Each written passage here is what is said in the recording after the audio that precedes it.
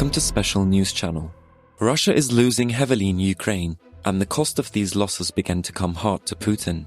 Accompanied by the revolt of the Russian people and against Putin, many formations are being formed. Apart from Moscow, things are not going well for Putin in Ukraine either, so much so that big organizations have been established, and the reactions against Putin are now showing themselves as activities. Putin's staff were attacked, and the intelligence that Putin's convoy would be attacked in the past days had put all the Russian police on red alert. In other words, Russian partisans are no longer leaving Putin alone. At the same time, serious problems arise in Putin's army. Many Russian soldiers are leaving the front because they no longer believe in Putin's ideals. At the same time, serious unrest began to arise among the Russian soldiers. The fact that most high-ranking officers fled the area is the biggest indicator of how big the problem is. Because Russian President Vladimir Putin has blamed Russian generals for all his losses since February 24th, when he entered the Ukrainian territory, many Russian generals had their epaulettes ripped off and dismissed by the Russian president during the war. Many of these generals were also killed in the war zone by the Ukrainian armed forces. It is reported that the total number of generals that Russia has lost so far is 16. This number may increase considering the recent Kherson offensive and the siege of Donbas by the Ukrainian armed forces. As the main source of defeats in Kherson, Putin blames the generals directly and believes that the defensive line in the region is too strong. However, in the war, which is almost in its 9th month, Putin does not understand that the reason for the losses is not the failure of the Russian generals, but the superior success of the Ukrainian fighters. According to the UK's Ministry of Defence, 6 of Russia's top generals have likely been dismissed since the start of the war in Ukraine due to the poor performance of the Russian military during the invasion. The poor performance of the Russian armed forces during the invasion of Ukraine has been costly for Russia's military leadership, the British Ministry of Defence said in a statement.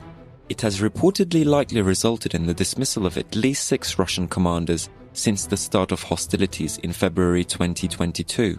In addition to the 6 Russian generals that Putin dismissed, at least another 10 died in Ukraine. A different report claims that a total of 14 Russian generals of the Ukrainian armed forces were killed. Although some of these claims are refuted, it is rare that even 2 generals are lost. The scale of these losses is at an unprecedented level since World War II. The cumulative effect on command consistency likely adds to the Russian tactical and operational challenges. It shows that the number of Russian generals killed during the Russian invasion of Ukraine in 2022, the demoralization among the Russian forces, and the slow advance towards Ukraine began to force high-ranking officers. Britain's Ministry of Defence Intelligence Unit attributed the deaths to senior commanders going to the field to personally lead operations to address difficulties in command and control and declining Russian performance on the front line. The Ministry of Defence did not explain how it obtained this information, but noted that a senior commander was not present at a national military parade attended by Russian President Vladimir Putin and his top generals. The ministry noted that the General Colonel Alexander Zhuravlev, who has headed Russia's Western Military District since 2018, was missing on Russian Navy Day on July 31st. It is known that Alexander Zhuravlev performed very critical tasks on behalf of the Russian army, and it is stated that it will take about 30 years for another Russian general to fill in his position.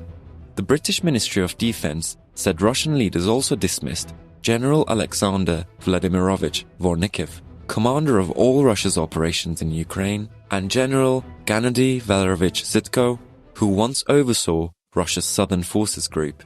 The British Ministry of Defence said Russian leaders also dismissed General Alexander Vladimirovich Vornikov, commander of all Russia's operations in Ukraine, and General Gennady Valerovich Zitko, who once oversaw Russia's Southern Forces Group.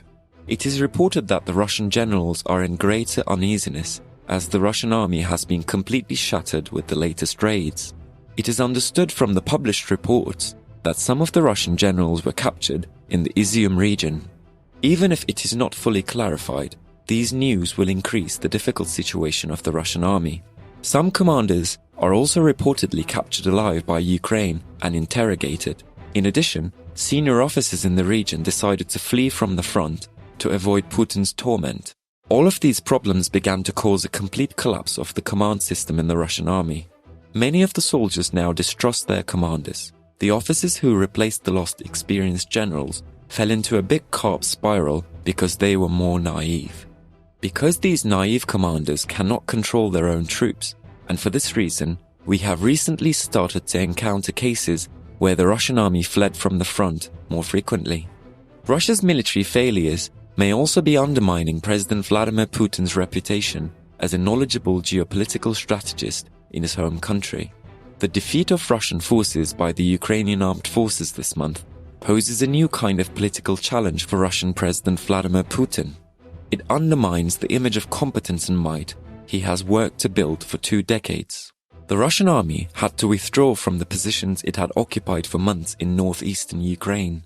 State television reports described the retreat as a carefully planned regrouping operation and praised the heroism and professionalism of the Russian troops. But the optimistic message barely suppressed anger among supporters of the war over the retreat and the Kremlin's handling of it. This means that Putin's power has not been saved. The fact that Putin discredited at the very foundation of the Ukraine war comes before us in all its simplicity. At the same time, the Russian army has problems other than losing its commanders. 6 months after Russian President Vladimir Putin promised that his special military operation to destroy the Ukrainian nation would not require a general mobilization of Russia's men, the flag-bearing leader doubled down on his promise and sparked anger in Russia. Announcing the mobilization of 300,000 reservists, i.e. so-called former conscripts, means that Moscow can afford the recruitment of troops, a deadly combination of domestic unrest and a more limited military apparatus facing an increasingly well-armed Ukrainian army. Putin's mobilization is doomed to failure. The momentum remains on the Ukrainian side.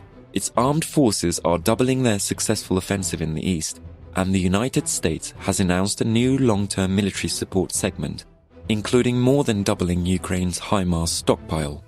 The Ukrainian people maintained and even strengthened their extraordinary determination to win directly. Russia's outlook is increasingly dire. Putin's mobilization of almost everyone caught in the military's safety net, coupled with viral reports of minimal training, has created a panic among Russians.